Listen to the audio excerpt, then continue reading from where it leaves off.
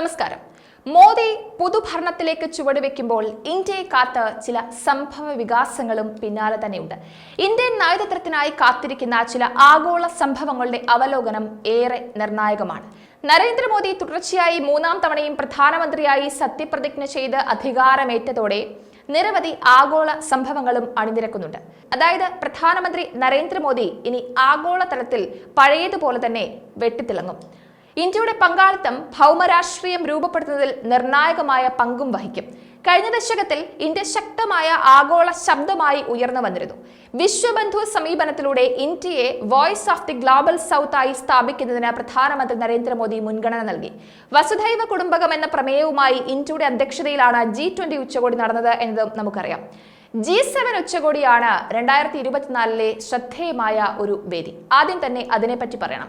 June 15 വരെ ഇറ്റലിയിൽ നടക്കുന്ന ഗ്രൂപ്പ് ഓഫ് 7 ഉച്ചകോടി 2024 ഇന്ത്യക്കുള്ള വലിയ സ്വീകാര്യത എടുത്തു പറയണം. പ്രധാനമന്ത്രി നരേന്ദ്രമോദി തന്നെ പരിപാടിയിൽ നിറഞ്ഞു നിൽക്കും എന്നത് ഉറപ്പാണ്. ഇറ്റാലിയൻ പ്രധാനമന്ത്രി ജോർജിയ മെലോണിയാണ് പ്രധാനമന്ത്രി നരേന്ദ്രമോദിയെ ഉച്ചകോടിയിലേക്ക് ക്ഷണിച്ചത്. Italy, Canada, France, Germany, Japan, United kingdom, United States of America എന്നിവയെ ഒരുമിച്ച് കൊണ്ടുവരുന്ന ഒരു ഔപചാരിക ഫോറമാണ് ഗ്രൂപ്പ് ഓഫ് 7. യൂറോപ്യൻ യൂണിയനും ഗ്രൂപ്പിൽ പങ്കെടുക്കുന്നുണ്ട്. ഈ വർഷം ജനുവരി 1 ഇറ്റലി 7ാം തവണയും G7 പ്രസിഡന്റ് സ്ഥാനം ഏറ്റെടുത്തിരുന്നു. ഇറ്റാലിയൻ പ്രസിഡൻസി 2024 ഡിസംബർ 31 വരെ നീണ്ടു നിൽക്കും.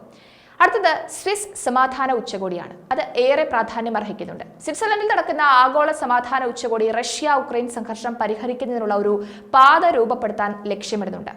ജൂൺ 15, 16 തീയതികളിൽ നടക്കാനിരിക്കുന്ന മറ്റൊരു വലിയ ആഗോള പരിപാടിയാണ് ഇത്.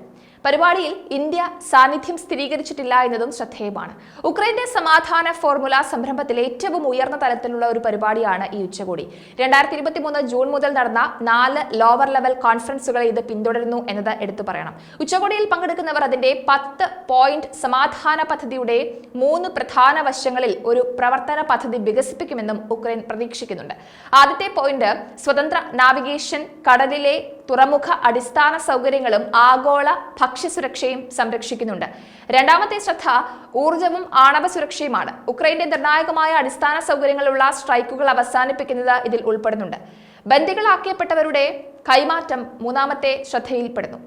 എന്തായാലും ഉച്ചകോടിയിൽ പങ്കെടുക്കുന്നത് സംബന്ധിച്ച് 106 രാജ്യങ്ങളിൽ നിന്നുള്ള സ്ഥിരീകരണമുണ്ടെന്നാണ് ഉക്രൈൻ പ്രസിഡന്റ് സെലൻസ്കി സ്ഥിരീകരിച്ചത്.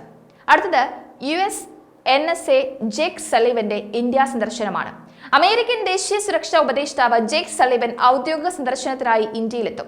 US പ്രസിഡന്റ് ജോ ബൈഡൻ പൊതു തെരഞ്ഞെടുപ്പിലെ തുടർച്ചയായ 3ാം വിജയത്തിന് പ്രധാനമന്ത്രി നരേന്ദ്രമോദിയെ അഭിനന്ദിച്ചിരുന്നു. അന്ന് തന്നെ സള്ളിവന്റെ വരാനിരിക്കുന്ന സന്ദർശനത്തെക്കുറിച്ചും ഇരു നേതാക്കളും ചർച്ച ചെയ്യുകയും ചെയ്തിരുന്നു. വിശ്വസനീയവും തന്ത്രപരവുമായ സാങ്കേതിക പങ്കാളിത്തം ഉൾപ്പെടെ പങ്കിട്ട US ഇന്ത്യ മുൻഗണനകളിൽ പുതിയ സർക്കാരുമായി ഇടപഴകുക എന്നതാണ് സള്ളിവന്റെ സന്ദർശനത്തിന്റെ ലക്ഷ്യം. ഇനി പറയേണ്ടത് കസാഖിസ്ഥാനിൽ SCO ഉച്ചകോടിയെ പറ്റിയാണ്. ഷാങ്ഹായ് കോർപ്പറേഷൻ ഓർഗനൈസേഷൻ ഉച്ചകോടി ഈ വർഷം അവസാനം കസാഖിസ്ഥാന്റെ അധ്യക്ഷതയിൽ നടക്കും. ഈ വർഷം ആദ്യം നടന്ന SCOയുടെ വിദേശകാര്യ മന്ത്രിമാരുടെയും പ്രതിരോധ മന്ത്രിമാരുടെയും യോഗങ്ങളിൽ ഇന്ത്യ പങ്കെടുത്തിരുന്നു.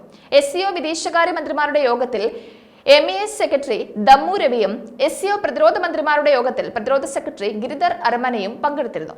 2001 ജൂണിൽ ഷാങ്ഹായിൽ സ്ഥാപിതമായ SCO പ്രാദേശിക സുരക്ഷാ പ്രശ്നങ്ങളിലും തീവ്രവാദം, വംശീയ വിഘടനവാദം, മത തീവ്രവാദം എന്നിവയ്ക്കെതിരായ പോരാട്ടത്തിലും പ്രാഥമികമായി ശ്രദ്ധ കേന്ദ്രീകരിക്കുന്ന ഒരു അന്തർ സർക്കാർ സ്ഥാപനമാണ്. സമീപ വർഷങ്ങളിൽ പ്രാദേശിക വികസന സംരംഭങ്ങൾ ഉൾപ്പെടുത്തുന്നതിനായിട്ട് SCO അതിന്റെ മുൻഗണനകൾ വിപുലീകരിക്കുകയും ചെയ്തു. എന്തായാലും മോദി തിരക്കുകളുടെ തീരുമാനങ്ങളുടെ വലിയ ലോകത്തേക്കാണ് ഇന്ത്യയെ കൂട്ടിക്കൊണ്ടുപോകുന്നത്.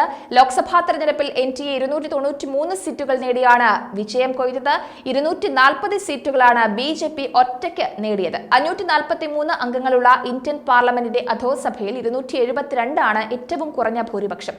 പ്രധാനമന്ത്രി ജവഹർലാൽ നെഹ്റുവിന് ശേഷം 3ാം തവണയും വിജയിക്കുന്ന 2ാമത്തെ ഇന്ത്യൻ നേതാവാണ് പ്രധാനമന്ത്രി നരേന്ദ്രമോദി.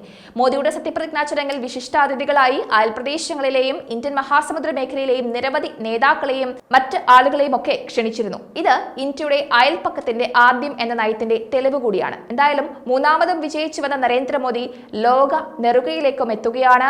ആഗോള സംഭവ വികാസങ്ങളിൽ, ആഗോള തീരുമാനങ്ങളിൽ ഇന്ത്യ ഒരു ശക്തമായ ശബ്ദമായി തുടരുക തന്നെ ചെയ്യും.